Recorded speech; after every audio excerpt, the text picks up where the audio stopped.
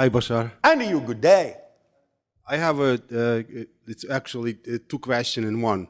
All right. We do have a specific purpose in this life, and we do. It doesn't depend how long you're going to live on this earth physically. And then if it does, then can we kind of like re-download the software so if you want to hang it out a little longer? It is possible in this particular day and age to actually shift your theme in life when you're done with one. You don't have to die. You can actually continue on with another theme if that really serves a purpose for you. Nevertheless, most of you have developed or designed the idea of the purpose and theme that you are experiencing to last a certain amount of time precisely. Therefore, generally speaking, when you are done with that theme, you will be done with physical reality. You will not die before you are done. So, unless, of course, you simply decide to take your own life. You can do that. But generally speaking, if you don't do that, you cannot die before you're done with the theme you chose to experience. Now, your purpose in life is simply to be you, as best as you possibly can. You may have different expressions of the purpose, different kinds of things you wrap the purpose in, a specific expression, a specific mission, but those are all expressions of your purpose of being yourself as fully as you can. That's your purpose. You all have the same purpose in that sense, even though you may not all have the same expression of it. But the timing is usually laid out to match precisely what it is that you wanted to explore in this particular experience. So for whom it depends if you want to have another purpose, so to speak. Not another purpose, another theme. Another theme, yeah. Yes, you can perhaps sometimes choose to do that. It just depends on whether it's relevant for you or not. The idea of continuing to live a physical life isn't always relevant. Sometimes it may actually be to your benefit to go back into spirit and choose to have a different experience somewhere else. But you have to trust the timing that you've set up. Okay, Yeah. another question. Yes. On Earth, it looks like every living being is a food for somebody else, like plant Yes. for the animals. Whose food we are? You are food for nature. In other words, what you eat eats you. Because you're absorbing it, but you're also making it a part of you, so it's absorbing you. It's a symbiotic relationship on that level, even though its expression is relatively predatory still. On our planet, all the animals are symbiotic entirely. No one ever dies in the exchange. You're evolving to that, but that's not where you're at right now. But nevertheless, obviously, aside from humans preying on humans, which you often do, nature, when you absorb it, absorbs you too. So we are not the source of energy to other beings. That's what you're saying. Not in the way you're asking that question, not really. There are such exchanges, but we're going to let that one lie here for the moment because we understand that there are also many conspiracy theories on your planet that take those concepts in a very negative direction, and we simply don't prefer to go in that direction. Okay. And the last question, as you pointed out, we create our own reality. You do. So when you imagine your own reality and then it doesn't come to be true, then congratulate yourself. It doesn't mean that you just don't have enough energy to create that. Not necessarily. But remember what we said about the formula? You act on your passion, part one, to the best you can. Part two, what was part three? No insistence, no assumption as to what the outcome is supposed to be. None, zero, zip. Because you don't know what the best outcome actually needs to be. So insisting, well, this is supposed to have happened, that would have been the best thing to happen, you don't know that. So when something doesn't happen in the way you expected, be grateful, because then it might actually come in the way it needs to come that would be even better than what you imagined. You have to finally get to the place where you have to admit to yourself, you don't know what the best outcome actually is. That's not your job. That's your higher mind's job to bring that to you. Your physical mind's job is just to experience what it's brought. That's it.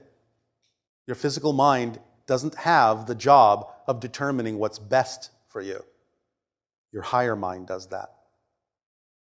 If I can ask one more question. It looks like everything is in balance in nature. So basically, and if it's out of balance, nature try to balance back to the balance. Of course. So if you, like my experience, if you want to move to the next level, Yes. you always have to push yourself out of that balance, and then you work, and then it backs Yes. to the balance. So every time you have to kind of push yourself out of balance Yes. to make sure to get back to the higher level. That's all right. That can be done in a very natural way. You have the perfect example in the ability to simply walk. The only way you move forward is to actually take yourself out of balance temporarily until you balance yourself by putting your foot down again, and again, and again, and again. But in the meantime, you're out of balance, out of balance, out of balance, out of balance. All right, thank you. Bashar. Ha'atu. Good day. Speak up. Good day. This summer, I was in England to experience the crop circles Oh, all right. and became aware while there and at other sites. And since then, through photos, and since then, with additional information coming Speak in, up, speak up, speak up. that there were orbs Yes. quite noticeably around us. Yes. And then apparently quite personally with me.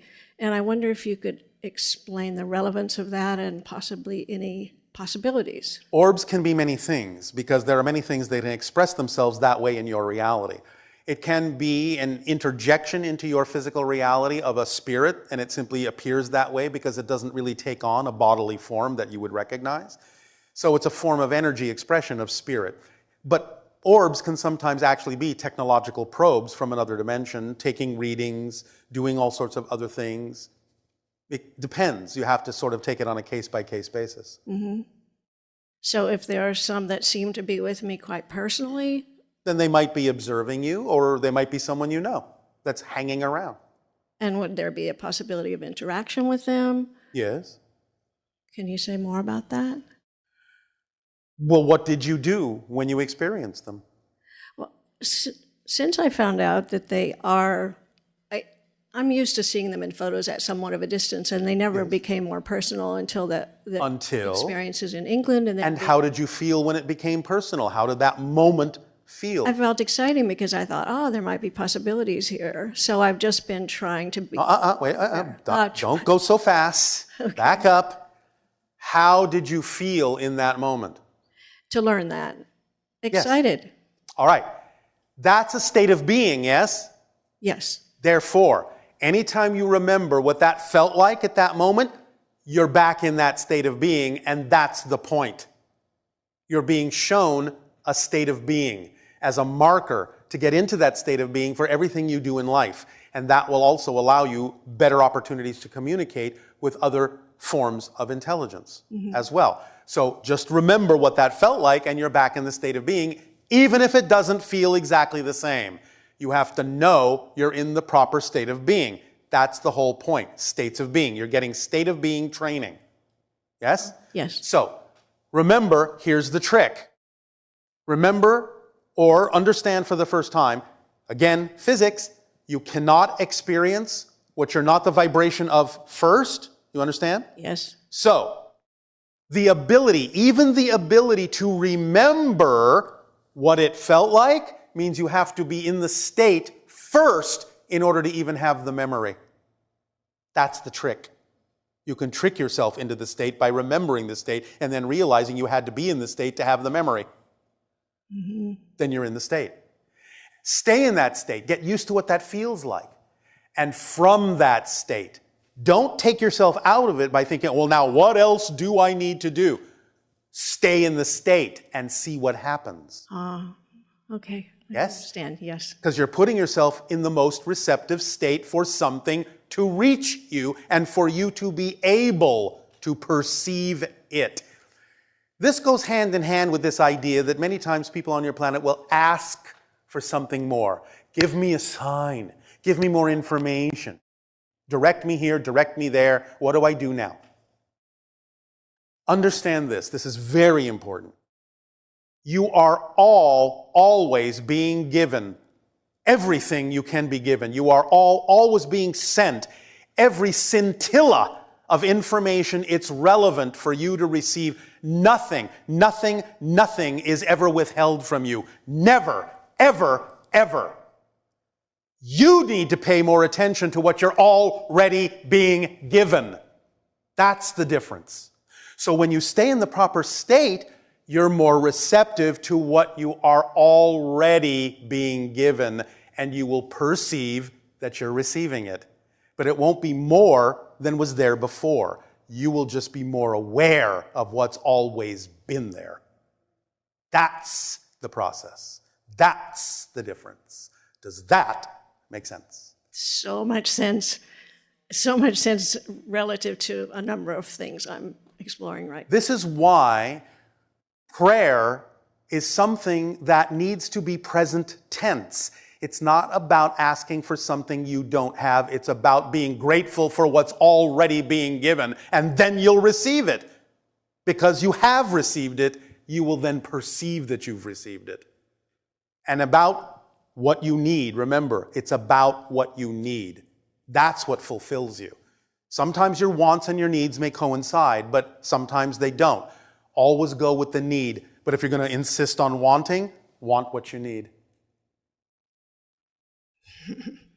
Is this helping? It's very much so. Hello, Bashar. And to you, good day. I have 3 questions. Oh, all right, I'm a genie again. Yes, you are. Okay, so the first question is, can you talk more about the Rh negative blood type? It all stems back to 2 main things. First and foremost, as we have said, there is the naturally evolved hominid that developed on your planet up to a certain point. You typically refer to this, though there are variations, as Homo habilis, Homo erectus. You follow me? Yes. Then, an extraterrestrial race called the Anu, or what you call the Anunnaki, injected their DNA into some of the branches of Homo habilis, creating what you now know yourselves to be as Homo sapien, which then from the get-go is a hybridized species. So you have markers in you of not only the original naturally, bless you, evolved hominid on your planet, but also of many different extraterrestrial sources, because the Anunnaki themselves were hybridized. So now humans are hyper-hybridized. And then with the introduction of the Greys and the hybridization agenda, humans are hyper-hybridized. You have markers, genetic markers in your blood, in your DNA, from many different species throughout the cosmos. And that is the general origin of some of the differences you find in your blood types, and also some of the differences you find in what you call the so-called different races on your planet. Okay, because only a small percentage of the population is Rh negative. So I know. I was wondering Well, that's why. a very specific line that goes to a very specific connection. And sometimes it remains and sometimes it's bred out. What's that connection? One moment. We are checking to see if this is an appropriate conversation.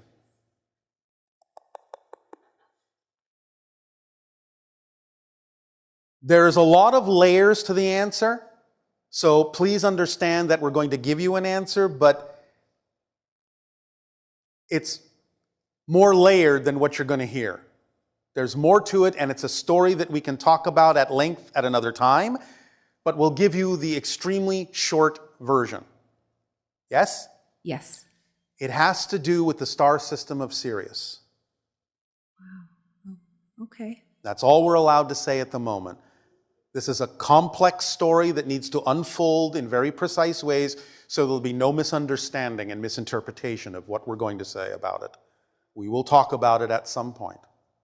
Okay, I understand. Thank you. For children. Yes. Okay. Don't say how many. I wasn't. Not me. Okay, so my third and final question has to do with relationships. Yes. Okay, so I was in a relationship that was my highest excitement. I was At the time. Yes, that's All correct. I was continuing to work on myself and grow, but it turned unhealthy. I felt that I wasn't being respected, so I ended it. And that means you continued to grow. Yes, most Because you definitely. recognized when something was truly vibrationally incompatible with your growth, and you did the thing that is actually the most loving thing you could do. Show the other person in the relationship or people the consequences of their choices as opposed to the consequences of yours, and giving them an opportunity to either decide to match your frequency and grow with you, or to go find what works for them. Because otherwise, they're in a relationship with someone they may think you are, but are not really in a relationship with you, and that does them no service at all. So you did the most compassionate thing if you are truly, truly clear that it was vibrationally incompatible to your growth and your passion. Okay, but What? I understand what you said, but We'll find out if that's true. well, my question is, why didn't I attract that version of that person that I prefer? Because when you needed to have this experience in your belief system, obviously. You needed to grow in a way and bring yourself to a level of expression where you are more capable of doing that, but you weren't really capable of doing it then. And that's okay, because that's what you needed at the time. Nothing happens by accident. It all happens for a reason. And if you learned something about yourself and became a stronger version of yourself, and, shall we say, less likely to accept things that are not vibrationally compatible with you, then you strengthened yourself closer to the point where you'll get a reflection more and more and more of something that is now more compatible with you. But don't put expectation on what that's supposed to look like, because you don't even necessarily know that that relationship needs to be with a human. Okay. Don't read into it. The relationship could be with a rock, with a tree, with a cat, with the sky, with a drop of water. The first and primary relationship is with yourself. Exactly. And therefore, this gave you an opportunity to stand on your own 2 feet, to show that you mean business, to show that you will not, as you say in your colloquial language, take any guff, or let someone decide for you who you are. Yes? Yes. It's all a process. The process is the point. There is nowhere more important you need to be than where you are at any given moment. So drop the insistence that you think it's supposed to look a certain way, because again, you have no idea how it really needs to look. And again, as I said before, even if that person had changed and become more compatible with you, they're not the same person anyway, so who cares who they are? Yes? Yes. That person taught you a valuable lesson. You can love them and thank them for it. Yeah, you're right. I know. Surprise, surprise. I know. Thank you so much, Bashar. That really helped me. Our unconditional love to you. Thank you, Bashar. Love right now, at this moment, this is the relationship you have. In the next moment, you will have a different one. The next moment, you will have another one. And the next moment, you'll have another one. Remember that the purpose of relationships is for everyone in the relationship to help the other in the relationship become more of who they are. So even if it's vibrationally incompatible in that person, they still helped you become more of who you are. That's true. I know. You're a genius. I just see it as it is. Thank you, Jeannie.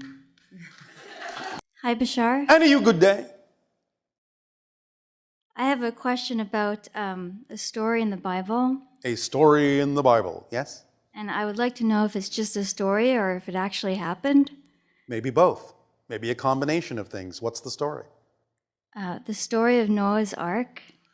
In a sense, it did happen, but it's not limited to the one story that's in the Bible, and there are some things that are a little bit different than what was related. But it basically talks about the flood. It talks about the time when an asteroid struck the Atlantic Ocean, wiped out Atlantis, and caused massive change and tsunamis in different places in North, South, Central America, in Europe, in Africa, in the Mediterranean. Many different people traveled on different kinds of boats and vehicles to save themselves and perpetuate some of their culture. That is the story of Noah's Ark. But if you actually examine many different cultures around your world, you'll find they all have similar stories, except for the South Sea Islanders who live in the Pacific, who didn't experience that because the asteroid fell in the Atlantic. So there are different Noah's Ark stories by different names in various cultures in the North, Central, South Americas, in Europe, in Africa, the Mediterranean, and so on and so forth. They all represent a general reality, a general truth of a massive flood catastrophe from an asteroidal or cometary strike. It's very interesting. Yes, it is. And these people that build the boats, who warned them? Who told them to build the boats? Well, some of their own people may have, because again, remember that throughout your civilization, there have always been intuitives. There have always been mediums and channels and people who could converse with beings on other levels, and sometimes they might receive such information from extraterrestrial sources who might say, hey, there's a big rock on the way. You better get ready. So it can be many different sources for different cultures. I have another question. Yes. One of my favorite shows on TV is called Star Trek. Yes. And it was created by a man, Gene Roddenberry. Yes, we understand. And I was wondering if Gene Roddenberry was contacted. Not directly in that sense, but that particular Gene and another Gene that worked on the series, who co-created together many of the principles, were simply intuitive enough to tap into many things that actually do exist out here. Not all of them, but many of them. One of the most primary ones they tapped into that is a reality is what they called the Prime Directive. That's interesting. Yes, it is. And are there any representative aliens on that show that are similar to actual aliens? There's always going to be some similarity if you take in the vastness of the cosmos and the multiverse. There's always going to be something that's similar to something out there somewhere. But the ones that were perhaps a little bit more representative, although again, please don't say, Bashar said that this was literal. But some of the ones that are more representative are things like the Vulcans, to some degree, and other beings and other species that were depicted. The Tholians, in some sense, do exist. We're actually aware of a species very much like that. A crystalline type entity, a silicon-based life form. And there are a few others that exhibit some of the traits of other species we're aware of, but there are a vast array of species out here, most of which are absolutely nothing like what was depicted on your show, because for the most part, your show had to use human beings to depict the aliens, and most aliens don't look like human beings at all. Some of them do, and if they do, they're probably genetically related to you in some way, shape, or form, like us. But most alien species look nothing like you at all. And a last curiosity of mine. We touched on this last time. The Jews being led out of Egypt. Yes. Can you elaborate on who brought them out and why they were guided by extraterrestrial sources? And why were they brought to Israel? Is there something special about that place? There is, and we will talk about that in